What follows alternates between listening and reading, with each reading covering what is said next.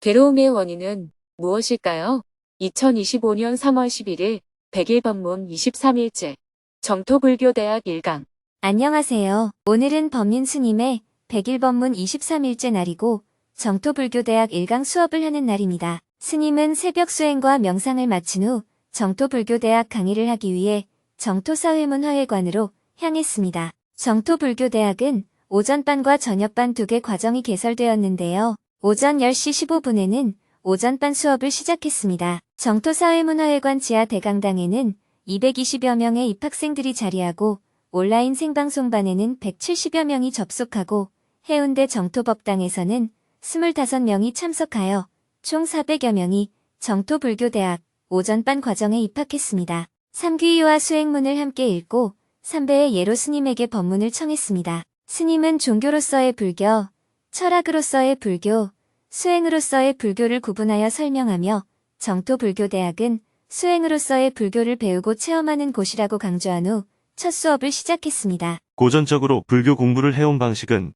경전을 읽은 다음에 그 뜻을 해석하고 그것을 우리 생활에 적용하면 어떻게 되는지를 설명하는 것이었습니다. 즉 불경을 한 줄 읽고 그것이 무슨 뜻인지 이해할 수 있도록 자세한 해설을 해준 후 우리의 일상생활에 적용하는 방법을 알려주는 식이었습니다. 그런데 이 방식에는 부처님은 위대하시다라는 전제가 깔려 있습니다. 마치 기독교에서 하나님을 전지전능하신 분이라고 하는 것과 같습니다. 하나님은 전지전능하시다는 전제가 필요한 이유는 무엇일까요? 그래야 우리가 소원을 빌면 그것을 다 들어주실 수 있기 때문입니다. 그러나 정토불교대학에서는 아무런 전제 없이 먼저 우리 삶의 문제로부터 시작하고자 합니다. 자신의 문제를 풀어가다 보면 부처님의 가르침이 오늘날에도 매우 유용하다는 것을 알게 되는 겁니다.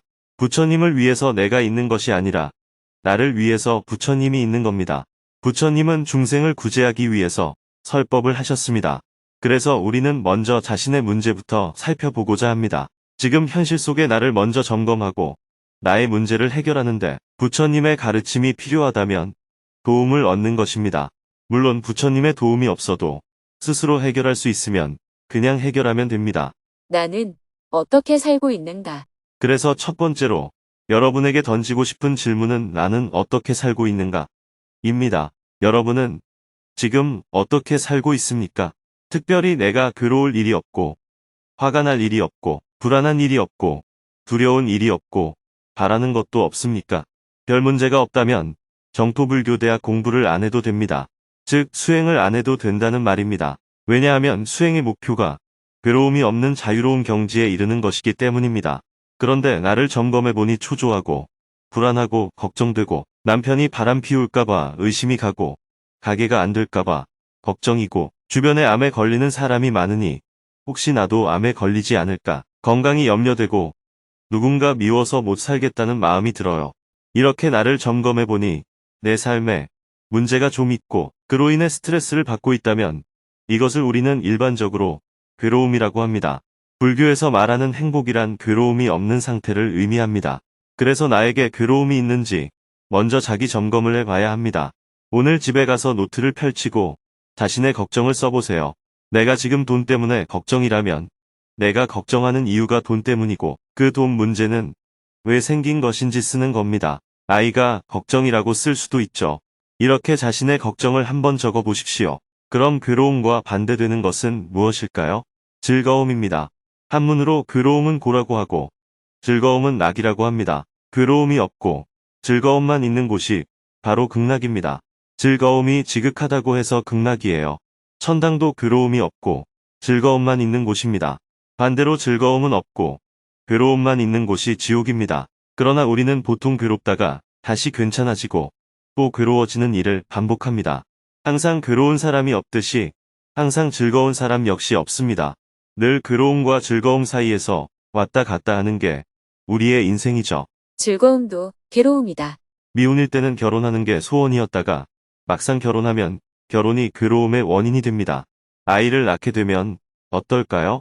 아이를 낳았다고 기뻐하는 것은 잠시이고 아이를 키우는 과정에서 아이가 괴로움의 덩어리가 됩니다. 고생해서 가게를 열 때도 마찬가지입니다. 개업했다고 화분을 갖다 놓고 축하를 받습니다. 그런데 가게가 다시 괴로움의 원인이 됩니다. 첫 번째는 내가 원하는 것이 이루어지지 않아서 괴롭습니다. 두 번째는 원하는 게 이루어져서 얻은 즐거움이 다시 원인이 되어 괴롭습니다. 괴로움에는 이런 성질이 있기 때문에 우리가 누리는 즐거움은 지속 가능하지 않습니다. 즐겁다고 하지만 언제 괴로움으로 바뀔지 알 수 없습니다. 예를 들어 여러분이 좋아하는 사람을 만나기로 약속해서 아주 기분 좋게 약속 장소로 나갔다고 합시다. 그런데 시계를 보니 만날 시간이 지났는데도 안 나타나는 거예요. 그러면 언제 오는가 싶어서 불안하고 초조해지기 시작합니다. 시간이 조금 더 지나면 기분이 확 나빠집니다. 불안하고 초조한 마음에서 미워하는 마음으로 바뀝니다. 거기서 조금 더 지나면 욕이 나오기 시작합니다. 이와 같이 즐거움 속에는 괴로움이 포함되어 있습니다. 다른 예를 들어볼까요? 100만 원을 가지고 있다가 잃어버리면 굉장히 괴롭습니다.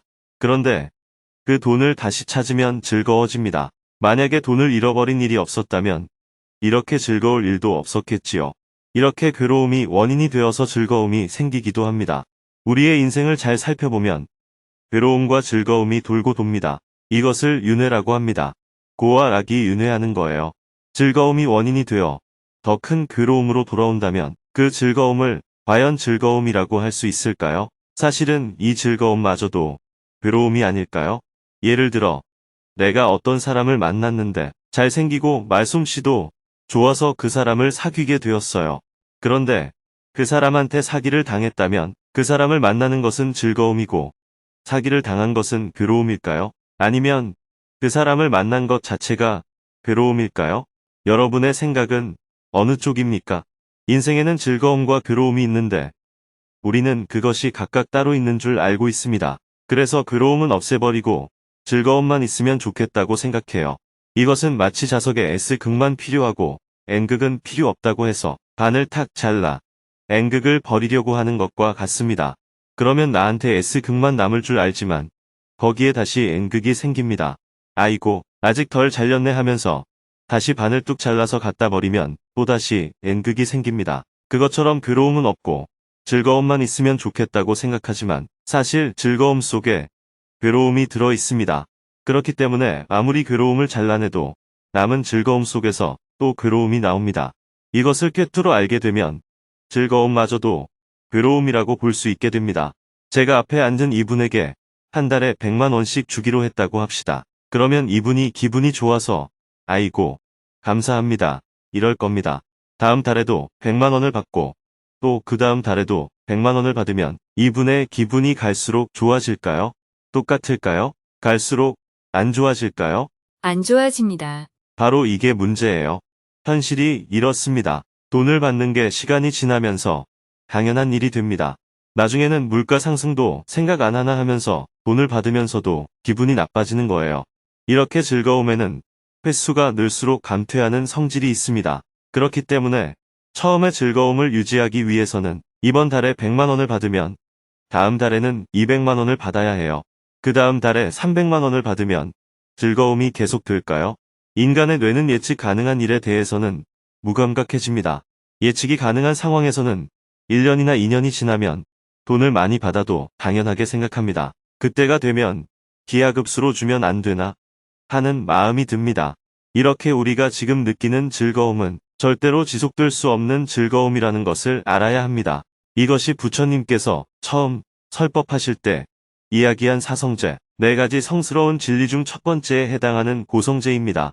일체가 괴로움이다 하는 명제를 이해하지 못하니까 괴로움도 있고 즐거움도 있는데 왜 일체가 다 괴로움이라고 하는 건가 하는 의문이 생기는 겁니다.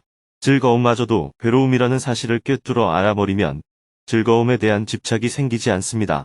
지금 여러분은 이것이 안 되어서 인생을 헤매는 거예요. 이어서 사성제에 대한 설명을 이어나갔습니다. 왜 괴롭게 살고 있는지, 괴로움의 원인은 무엇인지 이야기하고 사성제 중 2번째에 해당하는 집성제에 대해 자세히 설명한 후 1강 수업을 마쳤습니다. 법문이 끝나자 사회자가 학생들에게 수행 연습 과제를 알려주었습니다. 정토불교대학은 직접 체험하는 것이 중요하기 때문에 매 수업마다 수행연습 과제가 주어집니다. 수행연습을 해보며 자신을 잘 살피는 한 주가 되길 바랍니다. 사홍서원을 한 후 학생들은 조별로 모여 마음 나누기를 했습니다. 스님은 지하 1층 공양관에서 손님과 점심 식사를 한 후 오후에는 사무실에서 업무를 보았습니다. 해가 저물고 저녁 7시 30분부터는 정토불교대학 저녁반 1강 수업을 시작했습니다.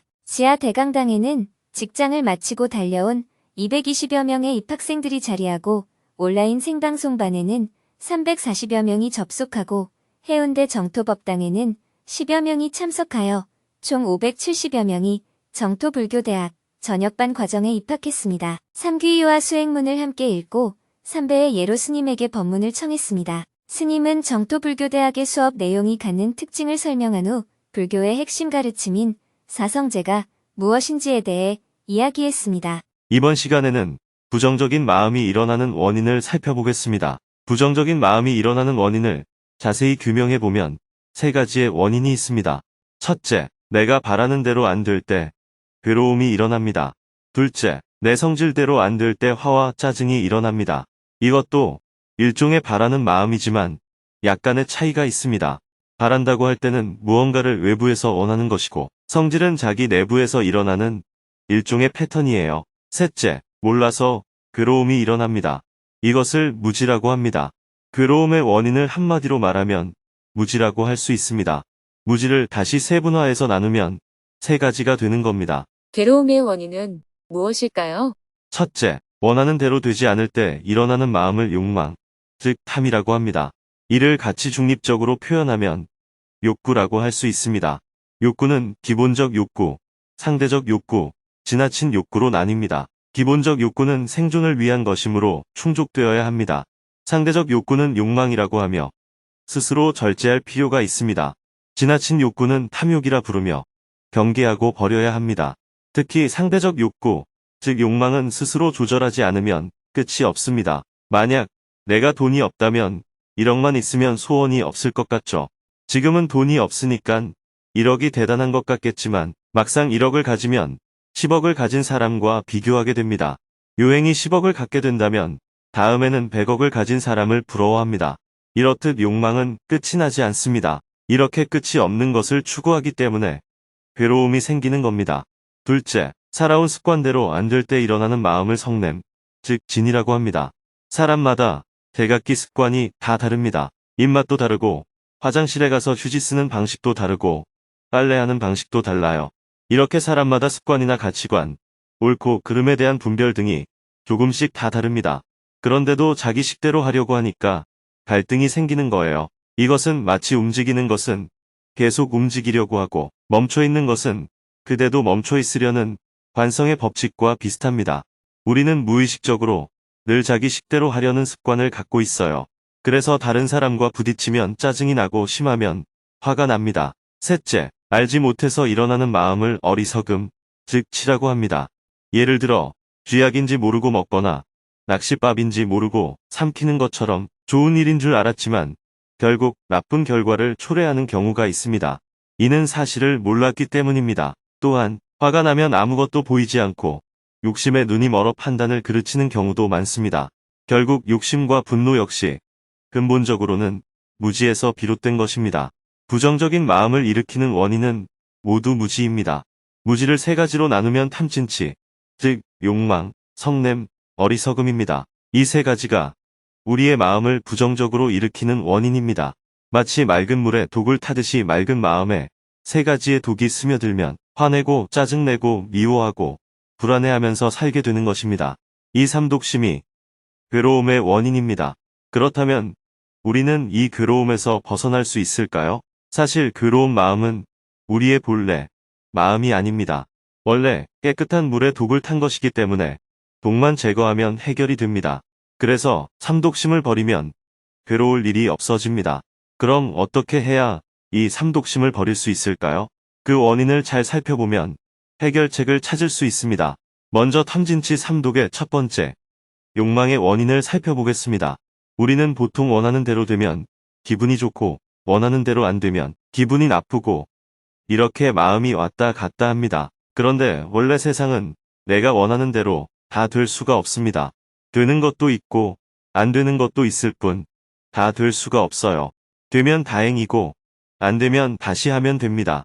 다시 해서 되면 다행이고 안 되면 포기하면 되지 괴로워할 일은 아닙니다. 그리고 어떤 일이 내가 원하는 대로 되었다고 해서 반드시 좋다는 보장도 없습니다.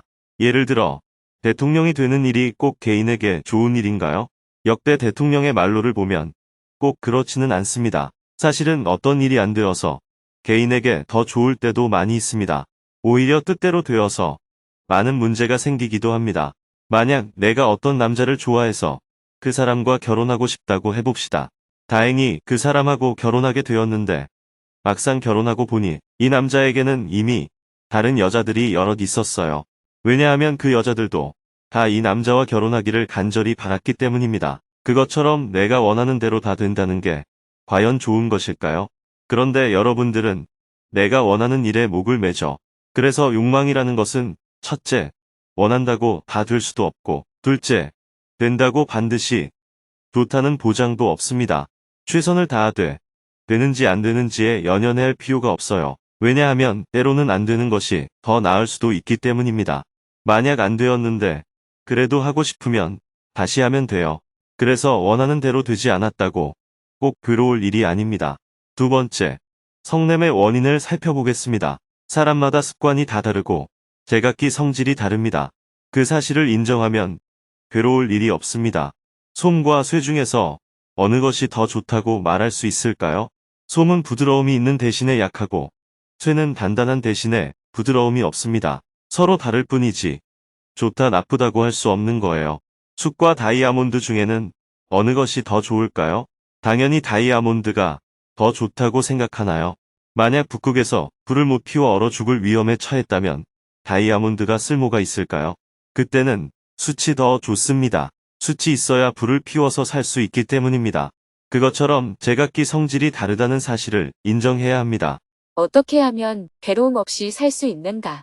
그래서 욕망과 성질을 자제하고 어리석음을 깨우치면 사실은 괴로울 일이 없습니다. 그런데 현실에서 딱 부딪히면 찰나에 무지가 일어나서 잘 안 됩니다. 그래서 찰나에 깨어 있어야 합니다. 불교에서 가장 중요한 것이 깨어 있음입니다. 항상 보고 듣고 냄새 맡고 맛, 감촉, 생각에 깨어 있어야 합니다. 찰나만 놓쳐도 기존의 습관대로 흘러가 버리기 때문입니다. 세 번째, 어리석음을 깨우쳐 지혜를 얻게 되면 괴로움이 아예 일어나지 않습니다. 그래서 우리는 알아차림을 근본으로 해서 놓치면 다시 하는 일을 꾸준히 하면서 앞으로 나아가야 합니다. 이것을 개, 정, 해, 사막을 닦는다고 합니다. 사막 중에 개는 부정적인 감정이 일어나지만 스스로 제어하는 것입니다. 그런데 부정적인 감정이 확 올라오는데 제어하면 약간의 스트레스가 생깁니다. 남한테 피해는 안 주지만 본인에게 약간 스트레스가 됩니다. 그래서 선정을 닦아서 마음의 평정심을 유지해야 합니다. 이것을 정이라고 합니다. 선정을 닦을 때의 알아차림은 느낌을 알아차리는 것이고 계율을 지킬 때의 알아차림은 가래를 알아차리는 것입니다. 가래를 알아차려서 제어하고 느낌을 알아차려서 평정심을 유지하는 거예요. 이렇게 개정의 사막을 닦아가면 괴로움 없이 사는 게 가능해집니다. 부처님은 이러한 원리를 발견하시고 가르침을 전하셨습니다. 이것을 교리상으로 정리하면 4가지 성스러운 진리인 사성제, 즉 고집멸도입니다. 고집멸도의 첫 번째가 고성제입니다. 일어난 현상을 파악해서 지금 내 상태가 괴로움이 있다는 것을 아는 것입니다. 불안하고 초조한 것만 괴로운 것이 아니라 즐거움도 괴로움이에요. 이혼하는 것만이 괴로움이 아니라 결혼하는 것도 괴로움입니다. 시험에 떨어진 날만 괴로운 것이 아니라 합격한 날도 괴로운 것이라는 사실을 알아야 해요. 이것을 알면 합격해도 즐거움에 들뜨지 않습니다. 만약 합격했다고 들뜨면 반대로 떨어지면 괴로워지게 되니까요. 합격하면 합격했구나 하고 알면 되고 떨어지면 떨어졌구나 하고 알면 되는 겁니다. 그러면 늘 평정심을 유지할 수 있습니다. 고집멸도의 두 번째는 집성제입니다. 괴로움의 원인은 무지, 알지 못함에 있다는 것입니다. 나의 무지를 깨우치면 괴로움에서 벗어날 수가 있습니다. 남한테 빈다고 괴로움에서 벗어날 수 있는 것이 아니에요. 무지를 좀 더 세분화하면 본인 하고 싶은 대로 하려는 탐심, 본인 성질대로 하려는 진심, 이치를 모르는 치심, 이렇게 3가지로 나누어집니다. 이때 탐심과 진심도 모두 치심에 속합니다. 그래서 무지를 타파하고 탐진치 삼독을 제거하면 우리는 괴로움 없이 살아갈 수 있다는 것입니다. 이것이 멸성제입니다. 그럼 어떻게 해야 이 무지에서 벗어날 수 있을까요? 마음이 순간적으로 무지에 빠지지 않으려면 항상 알아차림을 유지해야 합니다. 이것이 도성제입니다. 불교에서는 알아차림을 유지하기 위한 방법으로 8가지로 이루어진 성스러움도, 즉 8정도를 이야기합니다. 정견, 정사유, 정어, 정업, 정명, 정정진, 정념, 정정. 이것이 8정도입니다. 부처님이 하신 첫 설법이 중도, 사성제, 8정도입니다. 이것이 불교의 전부예요. 그래서 오늘로써 공부가 다 끝났고 졸업해도 되겠습니다. 그러나 불교 공부는 이해하는 것에 멈추면 안 되고 직접 내가 삶 속에서 체험을 해야 합니다. 불교를 철학적으로 접근하면 교리 공부를 해야 합니다. 그러나 불교는 우리의 삶 속에서 괴로움으로부터 어떻게 벗어날 수 있는지를 찾아 나가는 것이 핵심입니다. 불교를 공부하는 목표는 죽어서 좋은 데 가는 것도 아니고 길어서 복 받는 것도 아니에요. 괴로움이 없고 속박이 없는 자유로운 경지에 이르는 것이 불교를 공부하는 목표입니다. 사회자가 학생들에게 수행연습 과제를 알려준 후 사홍서원으로 1강 수업을 마쳤습니다. 학생들은 조별로 모여 자기소개 시간을 갖고 마음 나누기를 하였습니다. 스님은 서울 정토회관으로 다시 돌아와 하루 일과를 마무리하였습니다. 내일은 100일 법문 24일째 날입니다. 오전에는 정토사회문화회관 3층 설법전에서 주간반 수행법회를 하고 점심에는 평화재단을 찾아온 손님과 식사와 차담을 나누고 저녁에는 저녁반 수행법회를 할 예정입니다.